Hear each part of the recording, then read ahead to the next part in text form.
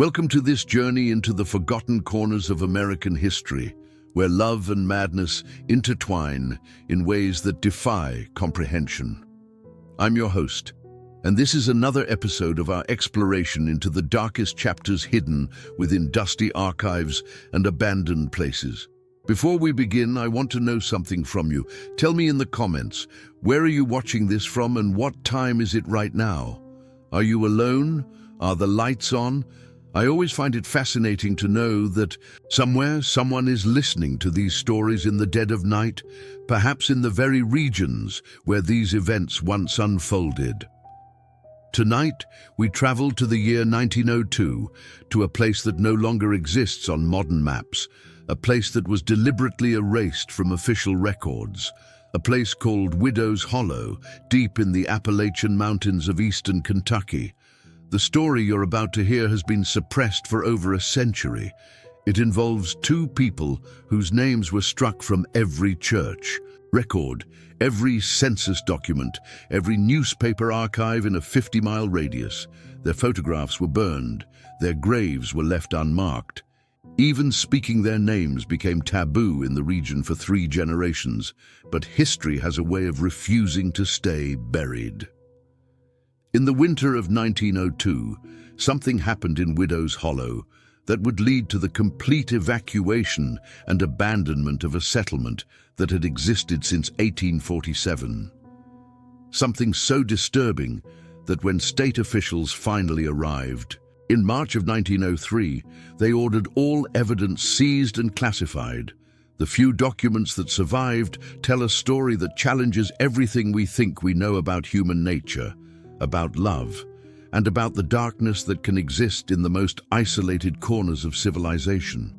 This is the story of Sarah Mae Collins and Elijah Crane, a schoolteacher and a hunter, two people who, by all accounts, seemed ordinary until the winter when children started disappearing, until the discovery in the cave, until the night the town fled into the mountains, leaving everything behind.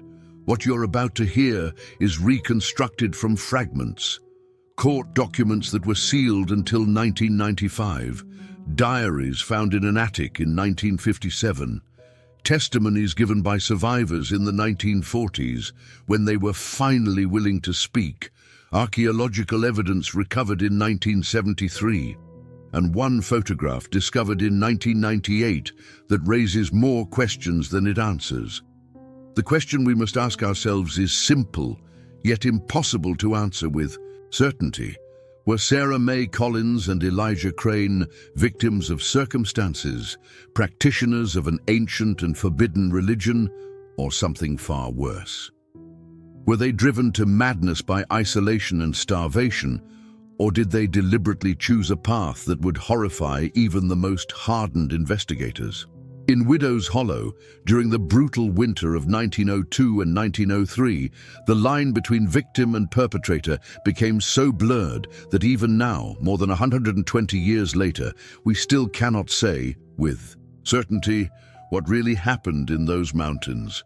But we can examine the evidence, we can listen to the voices from the past, and we can try to understand how two people could become the subjects of the most disturbing legend in Kentucky history. This is their story, or rather, this is what remains of it. To understand what happened in Widow's Hollow, we must first understand the world in which Sarah and Elijah lived. The Kentucky Appalachian region at the turn of the 20th century was a place removed from time, isolated not just geographically, but culturally from the rapid modernization transforming America's cities.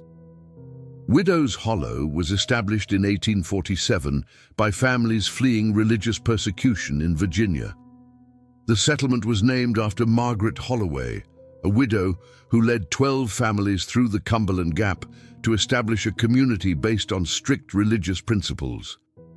By 1902, the population had grown to approximately 180 souls, spread across 23 homesteads, carved into the mountainside.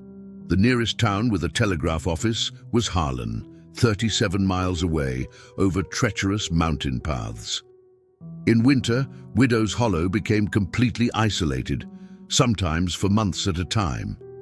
The community was self-sufficient by necessity, with a one-room schoolhouse, a general store operated by the Pritchard family, a small Baptist church, and a part-time sheriff who visited quarterly from the county seat. The people of Widow's Hollow lived according to patterns established generations before. They farmed the difficult mountain soil, hunted in the vast forests, and maintained traditions brought from Scotland, Ireland, and Germany. They were deeply religious, deeply superstitious, and deeply suspicious of outsiders. Into this isolated world came Sarah Mae Collins in September of 1901. She was 23 years old, educated at a teaching college in Lexington, and assigned to Widow's Hollow by the Kentucky Department of Education as part of a rural education initiative. The previous teacher had left abruptly in August, citing personal reasons that were never elaborated upon in official records. Sarah Mae kept a diary, portions of which survived the events of 1902. Her early entries paint a picture of a young woman both fascinated and disturbed by her new home. She wrote on September 15, 1901, "The children are bright but fearful. They speak of things in the woods with such certainty that I wonder what they have been taught. Mrs. Pritchard warned me not to walk in the forest after dark. When I asked why, she simply said that the old ways are still remembered here, and not all of them are Christian." The community Sarah encountered was one steeped in Cherokee legends and Appalachian folklore. The region had been Cherokee territory until the 1830s, and many local beliefs represented a synthesis of Native American spirituality and European folk traditions. Stories of moon-eyed people who lived in caves, of night doctors who stole the sick, and of raw head and bloody bones that hunted in the forests were told as fact, not fiction.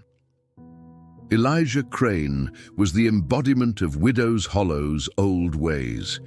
Born in the settlement in 1871, he had spent his entire life in the mountains. His father had been a hunter. His grandfather before him had been what locals called a root doctor, someone who practiced herbal medicine mixed with older, less Christian traditions. Elijah lived alone in a cabin 3 miles from the main settlement, appearing in town only to sell pelts and meat and to purchase supplies. Contemporary descriptions of Elijah vary wildly depending on the source.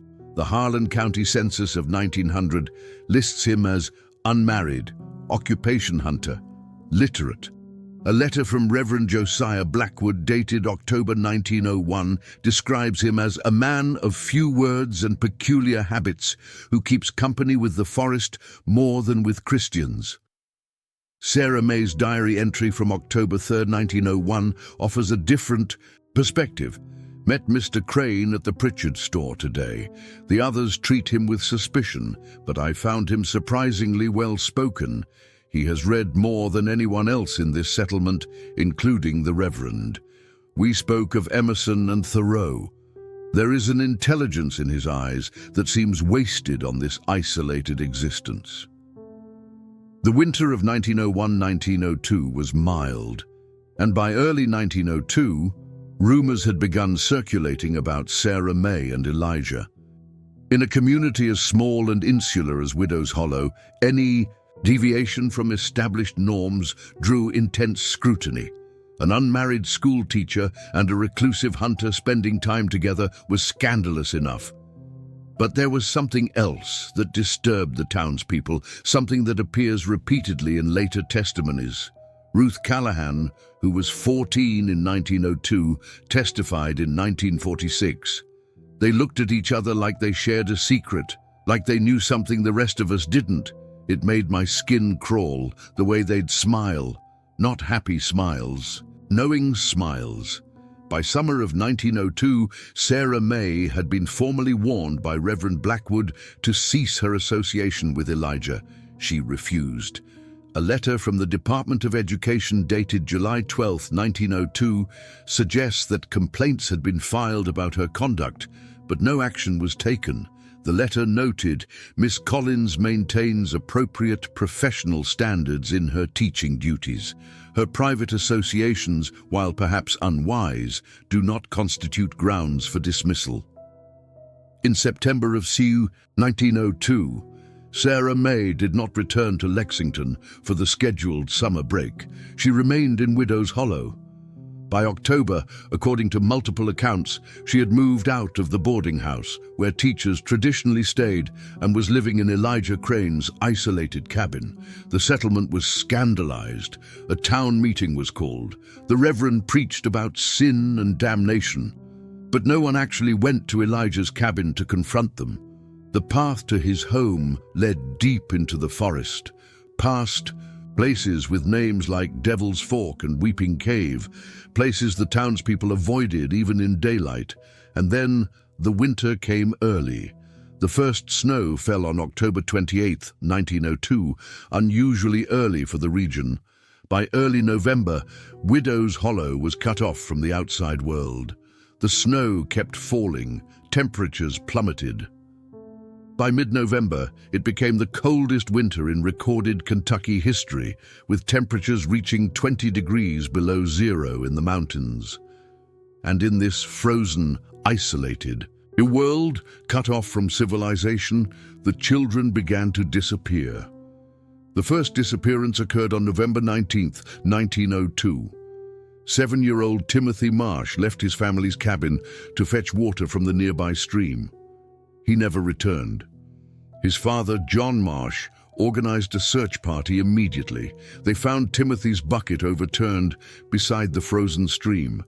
They found small footprints in the snow leading toward the forest, and then the footprints simply stopped, as if the child had been lifted into the air. The search continued for 3 days. The temperature was 15 below zero. The snow was 4 feet deep in places. The men from Widow's Hollow searched every path, every clearing, every cave entrance they knew. They found nothing. On the 3rd day, they gave up. In a settlement where death was a familiar visitor, where children died from disease, from accidents, from the 100 hazards of mountain life, this was different. This was unnatural. Reverend Blackwood led a prayer service. He spoke of God's mysterious ways, but privately, as noted in a letter to the bishop in Lexington that was never sent, he wrote, "The people speak of old things, things that predate the church. They remember stories of what lived in these mountains before we came. I fear we are being tested, or perhaps punished, for allowing old ways to creep back into our community." The second disappearance came exactly 1 week later, on November 26th. 9-year-old Martha Callahan, Ruth's younger sister, went missing between the schoolhouse and her home, a distance of less than 200 yards. Her mother had watched her leave the schoolhouse door. Her father was waiting at their cabin door. Martha never arrived. In the time it took to walk 200 yards through the snow in full daylight, with both ends of the journey observed, a child vanished. This time, panic set in immediately. The town bell rang. Everyone assembled in the church. A complete search was organized, with every able-bodied person participating. They searched until nightfall, then continued by torchlight, something they had never done before. The forest at night was forbidden territory, but desperation overcame fear. They found Martha's scarf hanging from a tree branch 8 feet off the ground. They found tracks that the men could not identify, tracks that looked almost human but wrong in ways they struggled to articulate. And they found something else, something that was not included in any official report but was mentioned in multiple later testimonies. A circle of stones in a clearing, with symbols carved into the frozen ground, and in the center, a small pile of ashes that radiated warmth despite the freezing temperature. Samuel Pritchard, the store owner, made a suggestion that others had been thinking, but none had dared voice. "We need to check on Elijah's place." A group of 7 men, led by Thomas Whitmore, the part-time sheriff, made the 3-mile journey to Elijah Crane's cabin. The next morning, what they found there would become the subject of heated debate and conflicting accounts. According to the official report filed by Sheriff Whitmore in March 1903, when communication was finally restored, we found Mr. Crane and Miss Collins present at the cabin. They claimed ignorance of the disappearances, having been isolated during the recent storms. The cabin showed no evidence of the missing children. We observed adequate food stores and no suspicious circumstances. Both individuals appeared in good health and proper condition, but according to testimony given by James Hendricks, one of the men who accompanied the sheriff, the reality was quite different. In a deposition given in 1944, Hendricks stated, "That cabin was wrong. Everything about it was wrong. It was warm as summer inside, with a fire burning so hot we were sweating. There was meat hanging from the rafters, more meat than any one man could have taken in that weather. And the smell, God help me, the smell was wrong." Sarah Mae looked at us like we were intruding on something sacred. Elijah never stopped smiling. The sheriff asked them about the children, and Elijah said, "The forest takes what it needs." That's all he would say. The sheriff wanted to search the cabin, but Elijah said we needed a warrant, and he was right. We had no legal cause, but I saw books on the table, books with no proper English words, just symbols and drawings. And I saw jars on the shelves, jars with things floating, in liquid, things I couldn't identify and didn't want to. The men left without finding any evidence. But from that day forward, suspicion fell heavily on Elijah and Sarah Mae. The town divided into two camps, those who believed the couple was involved in the disappearances and those who believed they were being scapegoated for something none of them understood. The third disappearance ended the debate. On December 8, 1902, 6-year-old Lucas Pritchard, the store owner's youngest son, vanished from inside the general store itself. His mother stepped into the back room to retrieve flour. When she returned, less than 30 seconds later, Lucas was gone. The front door was still closed and latched from the inside.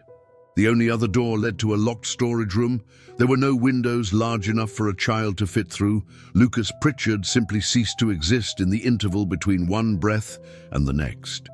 The town descended into hysteria. Accusations flew.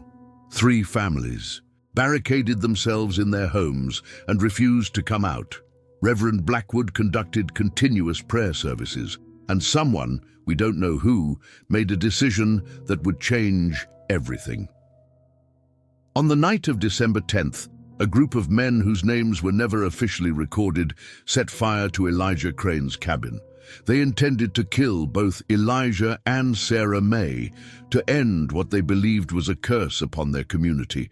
But when they arrived at the cabin, already carrying torches, they found it empty. Elijah and Sarah Mae were gone. The cabin was abandoned, the fire cold, the doors open. And inside, on the table, they found something that would haunt them for the rest of their lives.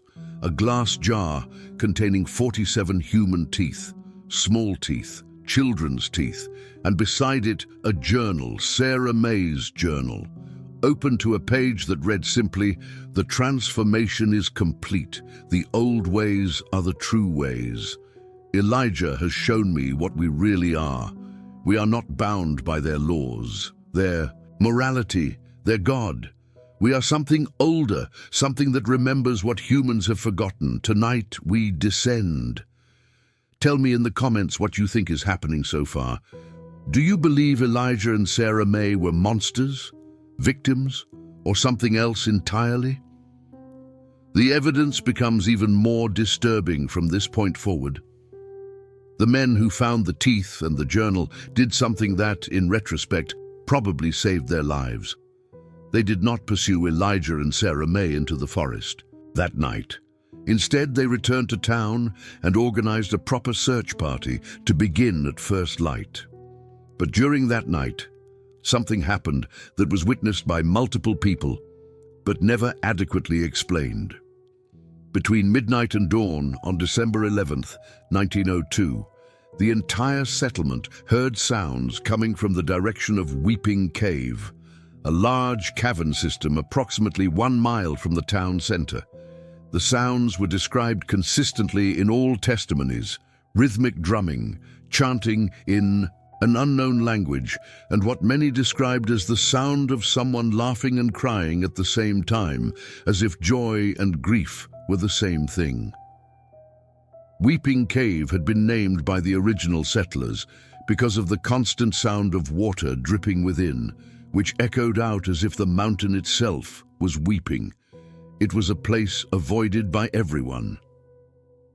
Cherokee legends, still remembered by some of the older residents, spoke of it as a threshold place, a location where the boundary between worlds grew thin. At dawn, Sheriff Whitmore led a group of 15 men to the cave. What they found inside would become the central evidence in a case that was never formally tried.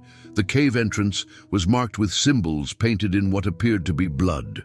The symbols matched those found in the clearing where Martha Callahan's scarf had been discovered. Inside the cave, approximately 200 feet from the entrance, they discovered a chamber that had been deliberately modified. Shelves had been carved into the stone walls. On these shelves were more jars, dozens of them, containing preserved organs, bones, and other biological materials that the men could not identify. A wooden table had been brought in, covered with books, manuscripts, and papers covered in writing that mixed English with other languages and symbol systems. And in the center of the chamber, they found the children. This is where the official record and the testimonies diverge most dramatically. The official report, filed by Sheriff Whitmore, states, human remains consistent with 3 juvenile victims were recovered from the cave. The remains showed evidence of predation by animals, likely after death from exposure.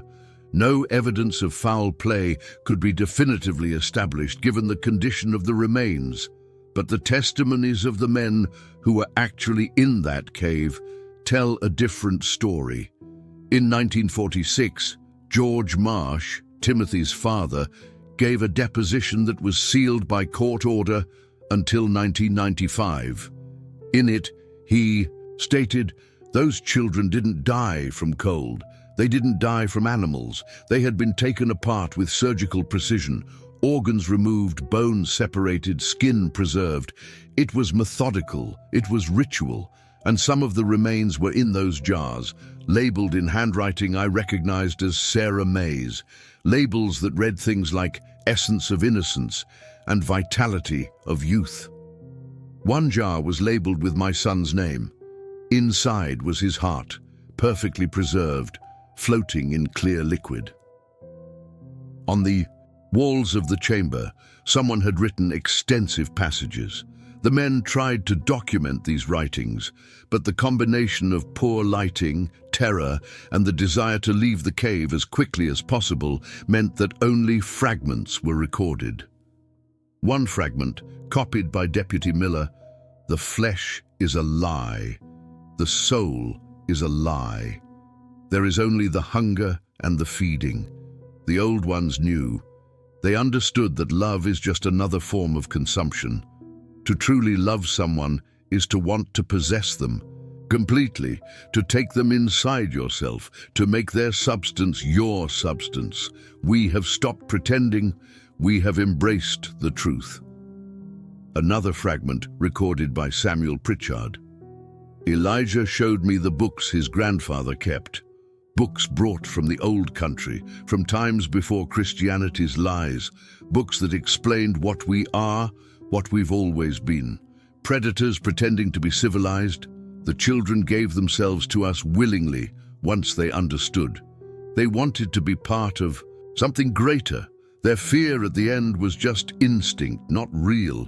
The screaming didn't mean what you think it means. The men found one more thing in that cave, a map. hand-drawn, showing not just Widow's Hollow and the surrounding area, but marking specific locations with symbols. At least 7 locations were marked with a symbol that looked like a circle with 3 lines radiating from it. One of these locations was Weeping Cave. The others were scattered throughout the mountains. The men made a decision.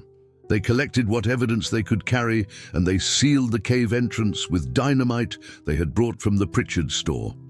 They collapsed the entrance completely, burying everything inside under tons of rock.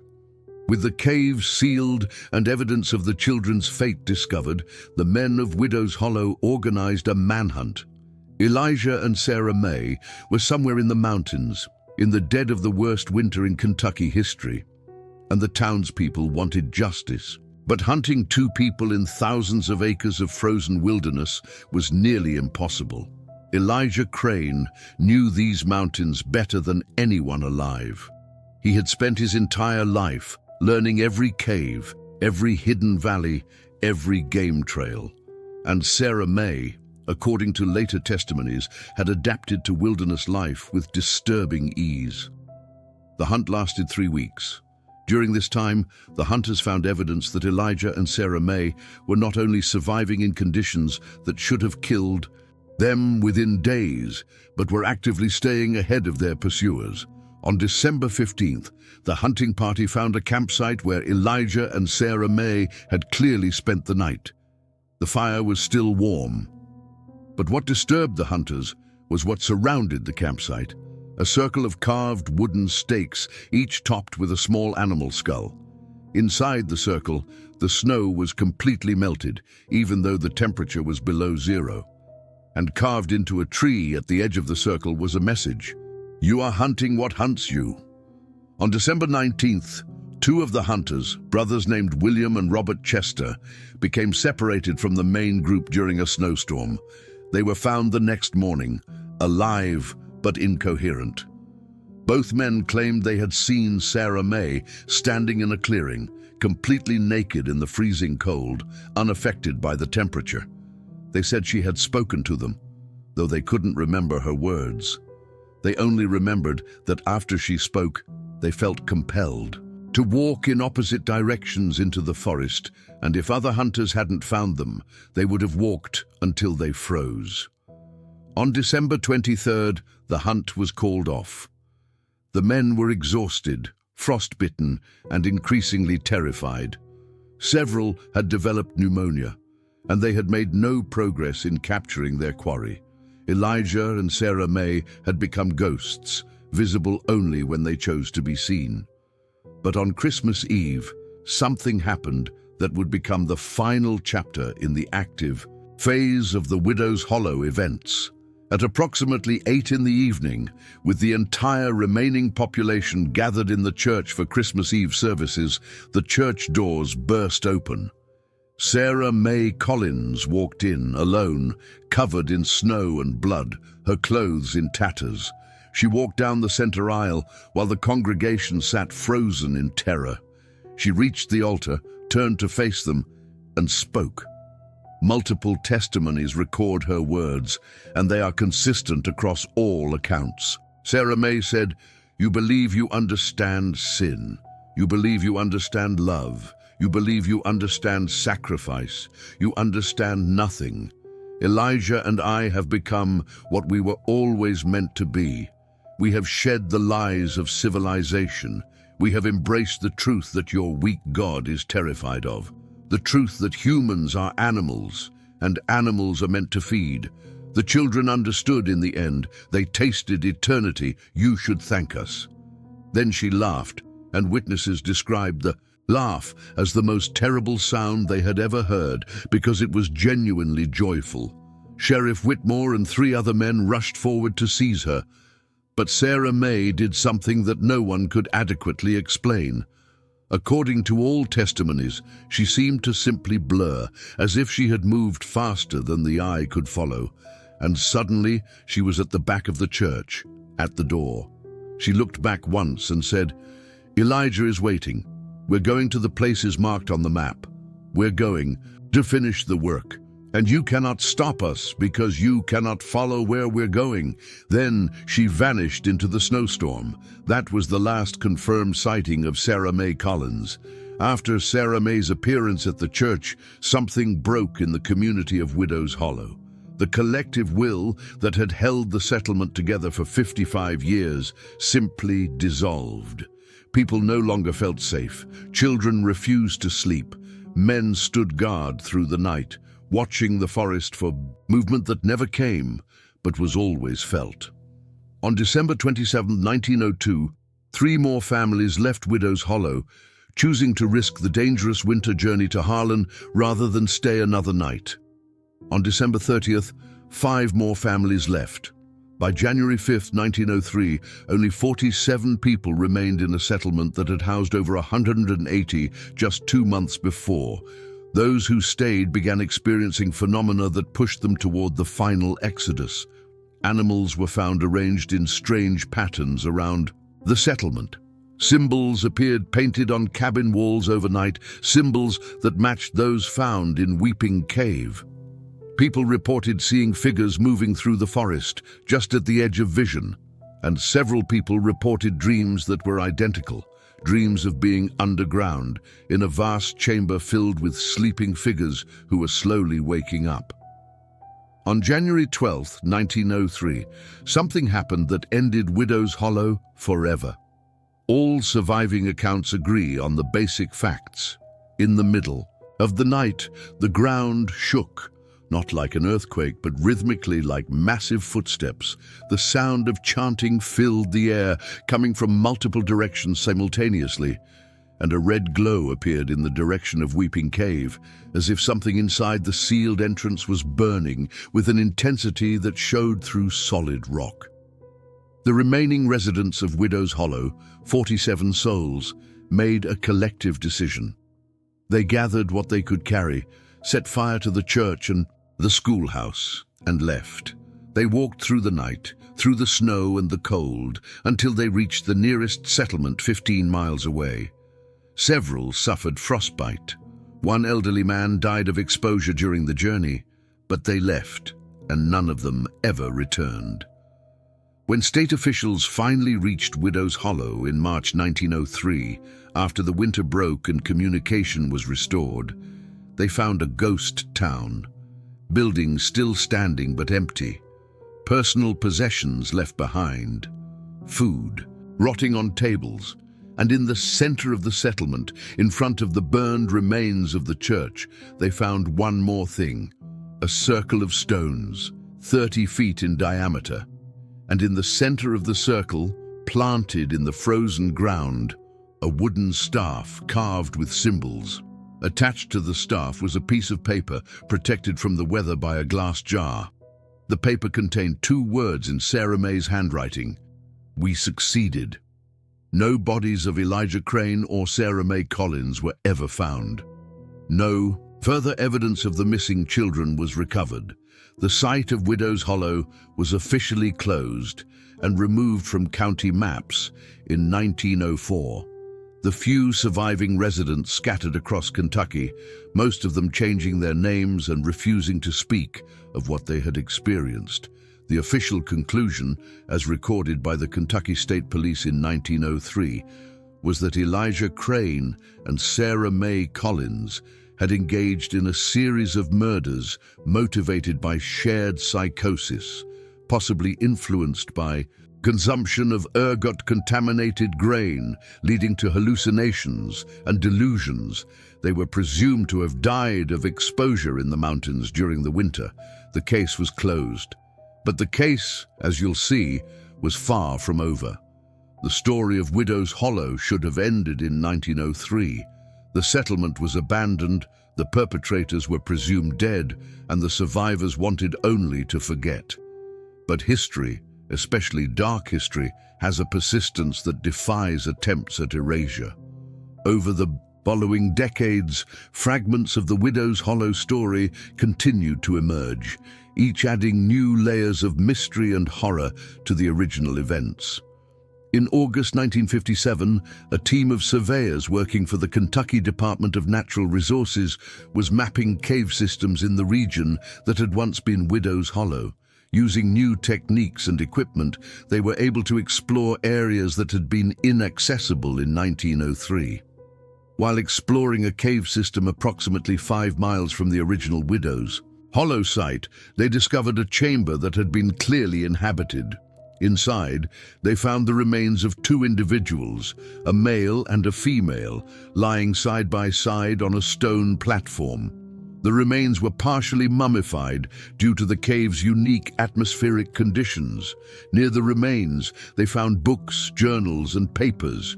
These materials were seized by state authorities and classified. However, Dr. James Patterson, one of the surveyors, kept a personal journal of the discovery. This journal was donated to the Kentucky Historical Society in 1989 after his death. In it, he wrote, "The remains showed signs of advanced age, which seems impossible given the timeline. If these were Crane and Collins, they should have been in their 30s. But these bones and teeth suggest individuals in their 70s or 80s. The journals we found contained dates ranging from 1903 to 1954. If authentic, it means they survived in these caves for over 50 years. The journals, fragments of which were declassified in 1995, reveal a continuation of the story that is both fascinating and deeply disturbing." Sarah Mae's writing, if it is indeed hers, describes the decades following the exodus from Widow's Hollow. She writes of completing the circuit, of awakening others who sleep in the deep places, of preparing for the time when the world is ready to remember what it has forgotten. One entry, dated March 17, 1931, reads, "Elijah grows stronger every year while I grow weaker." The transformation took differently in us. He becomes more of what he always was, while I become less of what I never truly was. But we are together, and that is what matters. The children we took were not destroyed. They were transformed.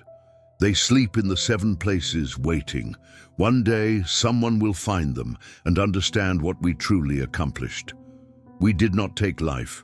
We created a new form of existence. In 1973, Thomas Whitmore Jr., the grandson of Sheriff Thomas Whitmore, was cleaning out his grandfather's estate after the old man's death. In a locked box in the attic, he found a sealed envelope with instructions that it was not to be opened until after Sheriff Whitmore's death. Inside was a letter dated 1965, 2 years before the sheriff died at age 97. The letter, which was donated to the Appalachian Studies program at the University of Kentucky in 1974, contained what Thomas Whitmore called the full truth about Widow's Hollow. In it, he confessed that the official report he had filed in 1903 was largely fabricated. He wrote, "I saw things in that cave that I could not put in an official report. I saw evidence not just of murder, but of transformation. The children's remains were not simply butchered. They had been altered in ways that suggested a biological impossibility. Organs were present that should not exist. Bone structures had changed, and in jars we did not report, I saw what appeared to be embryonic forms, neither fully human nor fully anything else. We destroyed this evidence. We burned it. We convinced ourselves it was animal contamination or preservation artifacts or our own traumatized imaginations. But I knew then, and I know now, that Elijah and Sarah Mae were attempting something that went beyond simple murder. They were trying to create something new." Whitmore's letter also mentioned the other marked locations on the map found in Weeping Cave. He wrote, "We searched 3 of the 7 marked locations. At each one, we found similar chambers, similar evidence, similar preparations. We sealed them all. We told no one. Some secrets are too dangerous to share, But I wonder in my old age if by sealing them we simply preserved them. If somewhere in those mountains, whatever Elijah and Sarah Mae started is still waiting, still sleeping, still preparing to wake. Ruth Callahan, who had been 14 years old during the events of 1902, lived to be 94. In 1982, a year before her death, she agreed to be interviewed by a graduate student named Michael Torres, who was researching Appalachian folklore for his dissertation. The interview was recorded on audio cassette and deposited with the University of Kentucky archives in 1983. On these tapes, Ruth spoke for the first time about aspects of the Widow's Hollow events that she had never discussed publicly. Most significantly, she revealed that her sister Martha, whose disappearance was the second of the 3 children taken, had been found alive. But this fact was deliberately suppressed by the community. According to Ruth's testimony, Martha came back on December 14th, 3 days after Sarah Mae appeared at the church. She walked out of the forest at dawn, naked and confused. She was physically unharmed, but she wasn't right. She kept talking about the beautiful place under the ground and the people who were sleeping but also awake. She said that Sarah Mae and Elijah had shown her the truth about what humans could become. My parents were terrified. They kept her locked in the house. She kept trying to return to the forest. On January 10th, the night before we left Widow's Hollow, Martha disappeared again. She walked out of our cabin while we were all sleeping and vanished into the snow. We never saw her again. My parents told everyone she had died in 1902. They couldn't bear to admit that something had been done to her that made her no longer fully our Martha. Ruth also revealed something else on these tapes. She claimed that over the years, she had occasionally received letters with no return address, postmarked from various locations across Kentucky and Tennessee. These letters contained only a few words each, but they were signed with Martha's name. One letter, received in 1937, read, "Still awake in the deep, still becoming. Don't grieve, this is joy." Another, from 1958, read, "7 places, 7 sleepers, all connected, all waiting. The work continues." Ruth kept these letters. They were donated to the archives along with the tapes. Handwriting analysis performed in 1984 confirmed that the letters were written by the same individual, but there was no comparison sample from Martha Callahan to determine if she was actually the author. In 1998, a team from the Kentucky Archaeological Survey conducted a study of abandoned settlements in eastern Kentucky. The former site of Widow's Hollow was included in this survey. Using ground-penetrating radar and other modern techniques, the team made several disturbing discoveries. First, they located the sealed entrance to Weeping Cave. Scans of the area behind the collapsed entrance revealed that the chamber the men had sealed in 1902 was only a small portion of a much larger cave system. The radar indicated the presence of multiple large chambers extending deep into the mountain, some of them showing geometric patterns that suggested human modification. Second, they discovered that the 7 locations marked on the 1902 map corresponded to specific geological features. Each was located above a significant underground chamber, and each chamber appeared to be connected to the others via natural cave systems, forming a network extending across more than 30 square miles of mountain terrain. The team also excavated the site of Elijah Crane's original cabin.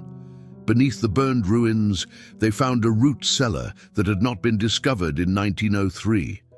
Inside this cellar, they found something that would reignite interest in the widows. Hollow case, a metal box containing dozens of photographs.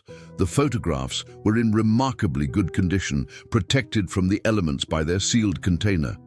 They showed Elijah and Sarah Mae at various locations, clearly taken over a period of years.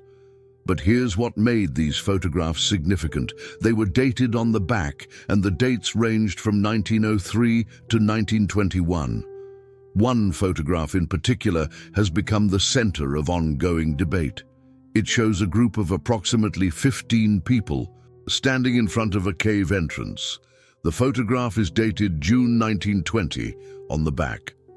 Two of the people in the photograph bear a striking resemblance to Elijah Crane and Sarah Mae Collins. They appear to be in their 30s or 40s, approximately the age they would have been in 1920. Standing with them are several individuals whose ages are difficult to determine, some appearing to be children, others adults, but all with a similar quality in their appearance that multiple analysts have described as uncanny or not quite right. The photograph has been subjected to extensive analysis. It is authentic, not a fabrication or manipulation. The paper and photographic chemicals are consistent with the stated date. But who these people are, where the photograph was taken, and how it ended up in Elijah Crane's root cellar remain unanswered questions. One final discovery from the 1998 survey deserves mention. At the site of the burned church, the team found evidence of repeated human presence long after the settlement was abandoned. Fire pits dating from the 1910s, 1930s, and 1950s carved symbols on stones that matched those found in the original 1902 investigations, and buried in a shallow grave behind where the altar would have been, they found a glass jar. Inside the jar was a human heart, perfectly preserved. Analysis dated the tissue to approximately 1902. Attached to the jar was a paper label that read, in Sarah Mae's handwriting, Timothy Marsh, age 7. First, sacrifice. First success, first transformation. He sleeps in the deep place, neither dead nor alive, waiting for the awakening. This is love in its truest form. This is the gift we give. So we return to the question we asked at the beginning. What really happened in Widow's Hollow in 1902? Were Sarah Mae Collins and Elijah Crane simply two disturbed individuals who committed terrible crimes and escaped justice? Were they victims of circumstances, driven mad by isolation and perhaps ergot, poisoning? Or were they practitioners of something older, something that existed before civilization imposed its laws and moralities upon human darkness? The evidence allows for multiple interpretations, and perhaps that ambiguity is itself significant. Theory 1. Shared psychosis and serial murder. The rational explanation is that Sarah Mae and Elijah suffered from folie à deux, a shared psychotic disorder in which delusional beliefs are transmitted from one individual to another. Isolated in a remote setting, possibly consuming ergot-contaminated grain, they developed a shared delusion involving occult transformation and ritual cannibalism. They murdered 3 children, possibly more, and created an elaborate mythology to justify their actions. They survived in the cave systems for years before eventually dying of natural causes. The later evidence, such as the 1920 photograph and the letters, are either fabrications or misidentified individuals. This theory has the advantage of requiring no supernatural explanation. It fits with documented cases of folie à deux and with the known effects of isolation and ergot poisoning. However, it struggles to explain certain physical evidence, particularly the biological anomalies Sheriff Whitmore described and the extent of the cave network, suggesting coordinated preparation. Theory 2. Cult activity and conspiracy. A second theory suggests that Elijah and Sarah Mae were not acting alone, but were part of a larger group practicing a secret religion that mixed Cherokee shamanism, European paganism, and their own invented rituals. The children who disappeared may have been initiated into this cult rather than killed. The exodus from Widow's Hollow may have been orchestrated to create a cover story, while the cult continued to operate in the extensive cave systems. The 1920 photograph supports this theory, as it shows a group rather than just the two individuals. This theory explains the organized nature of the sites, the continued activity observed decades later, and the survival of individuals long past when they should have died in the wilderness. However, it requires assuming a conspiracy of silence among many people over many decades, which seems improbable given human nature. Theory 3. Something beyond current understanding. The third theory, the one that survivors like Ruth Callahan came to believe in their later years, is that Elijah and Sarah Mae actually accomplished something that we do not have the framework to understand, that they discovered or rediscovered a process of human transformation with roots in pre-Christian practices, that what appeared to be murder was actually a form of metamorphosis, that the missing children were not dead, but changed into something else, sleeping in the deep places, as the documents repeatedly state. This theory is the most disturbing because it suggests that human biology and consciousness are more malleable than we believe, that there are practices and knowledge that civilization has suppressed for good reason, and that in the mountains of Kentucky, two people briefly pulled back the veil on possibilities that should remain forever unexplored. The truth, if it can be called truth, likely lies somewhere between these theories, or perhaps beyond all of them.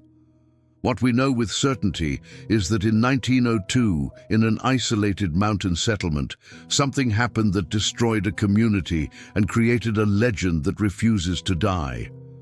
We know that evidence exists suggesting the story did not end when Widow's Hollow was abandoned.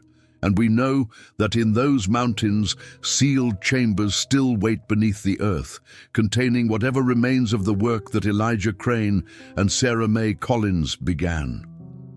To this day, hikers in the region report strange experiences, sounds of chanting from underground, the smell of smoke where no fire burns, the sensation of being watched from places where no one could possibly be. And occasionally, very occasionally, someone claims to see figures moving through the forest, figures that seem somehow wrong, as if human form is a costume they wear but don't quite fit into. The site of Widow's Hollow is not officially restricted, but it is remote enough that few people visit.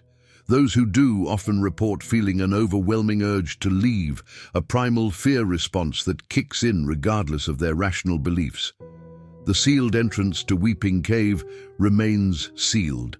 The other 6 marked locations have never been publicly identified, though presumably they exist somewhere in the files of the Kentucky Archaeological Survey. Perhaps some mysteries are meant to remain mysteries. Perhaps some doors once opened can never be fully closed again. Perhaps in trying to understand what happened in Widow's Hollow, we risk awakening something that should remain sleeping in the deep places beneath the mountains. What do you think happened? Was it madness, murder, and myth-making? Or was it something else? Something that challenges our understanding of what is possible? Tell me your theories in the comments. Subscribe to our channel if you want more stories from the dark corners of history. Ring the bell to be notified when we post new episodes, and join our haunted community by sharing your own experiences with unexplained events in the places you live. Until next time, remember, the past is never as dead as we'd like to believe. Some stories don't end, they just wait. Thank you for joining me on this journey into Widow's Hollow. Sleep well if you can.